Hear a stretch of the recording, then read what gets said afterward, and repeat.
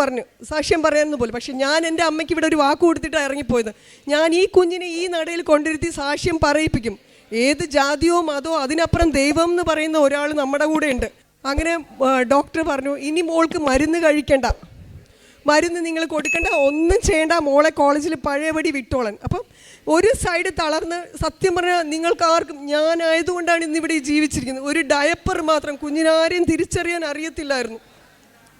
ഒരു അമ്മയ്ക്ക് ഇത്രയും പ്രായമുള്ള ഒരു കുഞ്ഞിനെ തൂക്കിയെടുത്ത് ബാത്റൂമിൽ കൊണ്ടുപോകും. ഒരു പെൺകുഞ്ഞല്ലേ, നമുക്ക് മാത്രം, സ്ത്രീകൾക്ക് മാത്രമല്ലേ കൊണ്ടുപോകാൻ പറ്റുള്ളൂ, ബാക്കി എല്ലാ കാര്യവും ചെയ്യാൻ പറ്റത്തുള്ളൂ.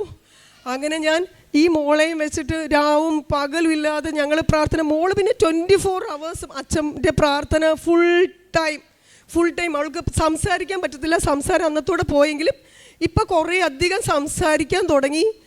നടക്കാൻ അവൾ 5 പടിയൊക്കെ സുഖമായിട്ട് നടന്നു തുടങ്ങി. ഇനി മാതാവ് എൻ്റെ കുഞ്ഞിൻ്റെ സംസാരം തിരിച്ചു തരും. എൻ്റെ കുഞ്ഞ് കോളേജിൽ ഞാൻ ചേർക്കാൻ അഡ്മിഷൻ പോയി എടുത്ത് 2 വർഷം പോയി, 3ാമത്തെ വർഷമാണ് പഠിക്കാൻ പറ്റാത്ത. അപ്പോൾ 1 വർഷം പോയി.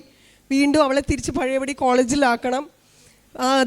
അതിന് മുന്നേ ഞാൻ അവിടെ ഞങ്ങളുടെ ട്രിവാൻഡ്രത്തുള്ള പള്ളിയിൽ പോയി കർത്താവിനോട് പ്രാർത്ഥിച്ചു, കർത്താവേ, എൻ്റെ കുഞ്ഞിൻ്റെ ഈ പേര് നിന്നിലാൽ ഞാൻ ഇവളെ അറിയിക്കപ്പെടും ലോകത്തെ.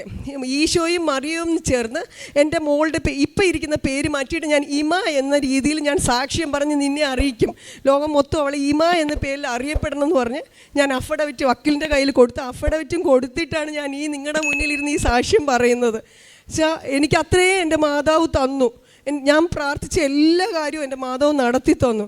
അപ്പോൾ എനിക്ക് അതാ ഞാൻ ഇന്ന് എൻ്റെ കുഞ്ഞിൻ്റെ പിറന്നാളാണ്, ഇന്ന് എൻ്റെ മോളുടെ പിറന്നാൾ. ആ ഒരു സമയത്തിന് എനിക്ക് ഇവിടെ എത്താൻ സാധിച്ചതുപോലും എൻ്റെ മാതാവായിട്ടാണ് എന്നെ ഇവിടെ എത്തിച്ചത്.